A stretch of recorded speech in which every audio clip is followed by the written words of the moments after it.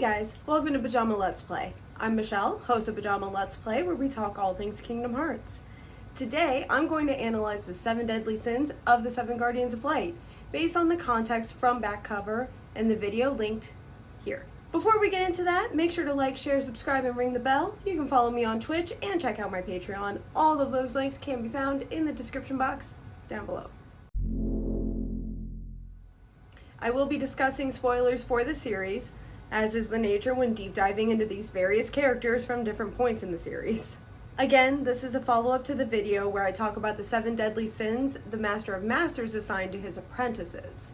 Today, though, I'm going to take those same principles and apply them to the 7 Guardians of Light because it's a fun parallel and I only recently noticed. All of these characters, as with all people, display all 7 sins, but I'm going to go through one by one with my opinion on who should be assigned with which one. I'm going in alphabetical order by sin, so to start, let's talk about envy. The definition I'm using for this video is feeling discontent or covetousness with regard to another's advantages, successes, possessions, etc.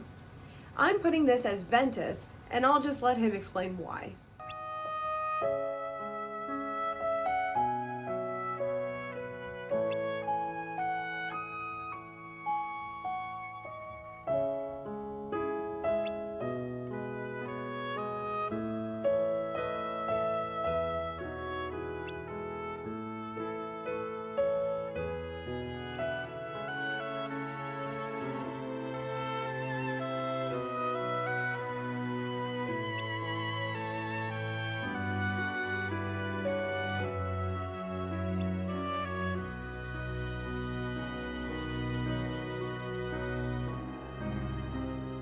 Throughout his appearances in Union Cross, he is constantly comparing himself to others and actually saying that he's jealous.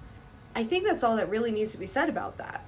Next up is gluttony, which the definition I'm using is a remarkably great desire or capacity for something. For this one, I'm assigning Aqua, specifically because of how much she endures and sacrifices for her friends. Here is an example of Aqua's willingness to endure the darkness for her friends. I'm sorry. The darkness in this place, it's getting to me. Oh. But you'll be okay. After we last spoke, I took Ven somewhere safe, and then I went after Terra. But Terra was about to fall to darkness, so I had one choice.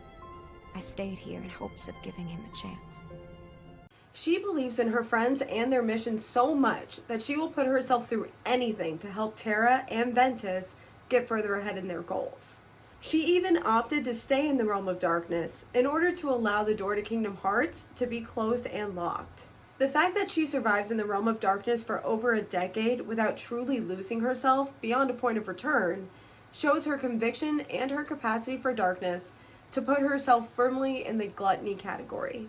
Next is greed, which I am using the definition of excessive or predatory desire. This one I'm giving to Sora.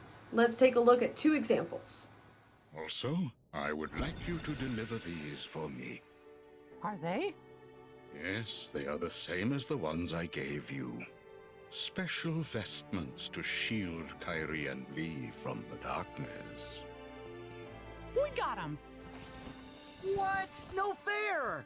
What about my outfit, Master? Sora, don't bother me like that. I can consider it. Those 3 are Sora, Donald, and Goofy. Huh? The, Keyblade Hero 3!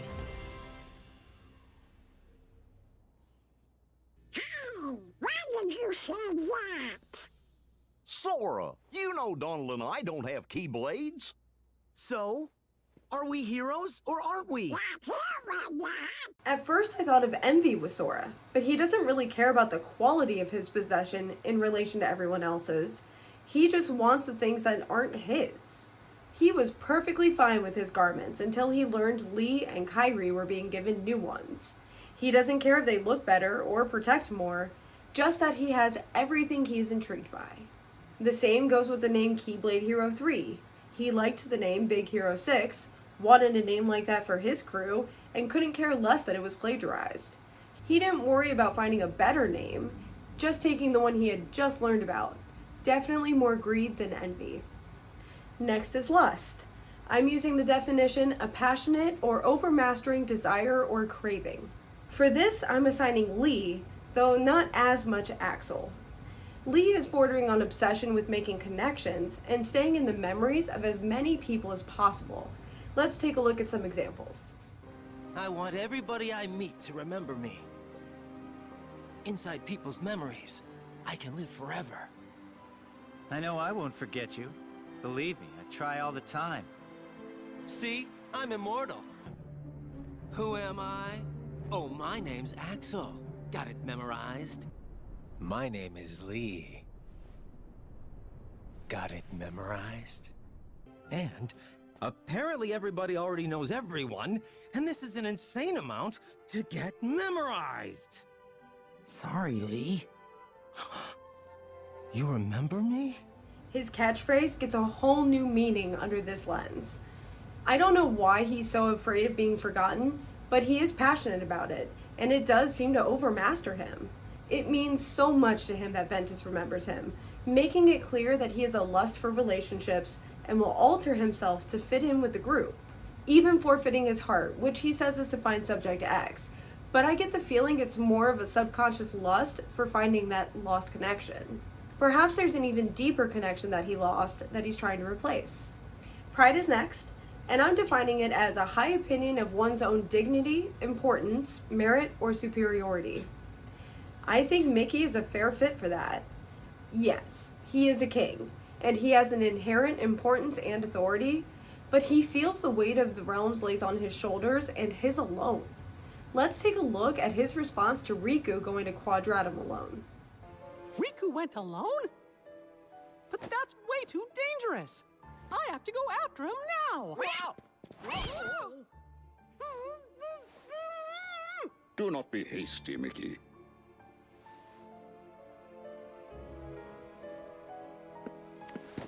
But Master Yen said he's all alone in a world we know nothing about. Precisely. We have never faced something like this before.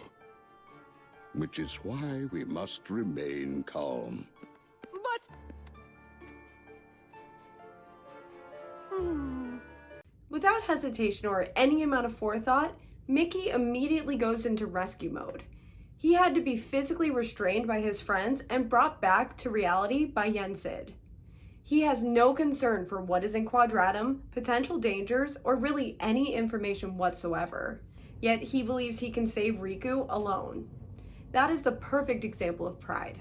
Next up is Sloth, and I may get some hate for this one. The definition I'm using is habitual disinclination to action or effort. And I'm assigning this one to Kairi.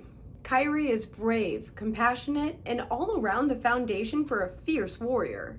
The problem is, she's underestimated by everyone else, so they have taught her to stay behind. Let's take a look at some of those times when she was forced to let Sora go on his adventures without her. Kairi, remember what you said before? I'm always with you too. I'll come back to you. I promise. I know you will.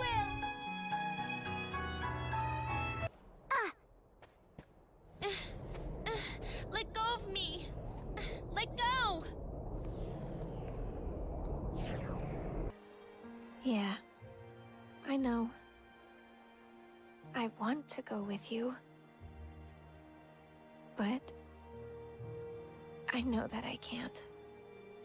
I need to finish training. I don't believe sloth is her core sin so much as it's the role society has assigned her. Even in that final example from Melody of Memory, she accepts that she can't participate, decides to focus on training, and eliminates that as an excuse. And finally, we have wrath. The definition I'm using is vengeful or fierce anger. This one goes to Riku. While he is really good at internalizing it, wrath is how he reacts when he's in a crisis. This is best reflected throughout Chain of Memories, and here is a great example. Maybe. Like you said, there really is darkness left inside of me. But so what? Darkness is my enemy. And so are you for reeking of that awful smell. Oh, so it's a fight you want. I thought by finding some new strength, I could finally be someone who's not at all you. But nothing changes. I'm still just empty. Everything about me is borrowed. As long as you're around, I'll never be more than a shadow. Riku displays a lot of envy throughout the series, but when he's overwhelmed, he responds with vengeance. The thing about Wrath is that it's the least subtle and the easiest for Darkness the entity to manipulate. And it just so happens Riku has been possessed by Ansem, Seeker of Darkness. He falls to the realm of Darkness. And he is the Keyblade Master that is able to wield the Darkness. There are very few emotions that are so overwhelming, panic-inducing, and outright destructive as Wrath. And anyone who has seen someone struggle with real rage in their lives can easily connect those experiences with Riku. Clearly, there are hints there about what will come next for the 7 heroes and the future interaction with the foretellers that's being hinted at throughout the most recent games in the series. But what do you think? What sins fit these characters best? Are there other parallels with the foretellers that you've noticed? What do you think this means for the direction of the series? Tell me all of your thoughts in the comment section down below. Also, don't forget to like, share, subscribe, follow me on Twitch, and check out my Patreon, all in the description box down below. Until next time.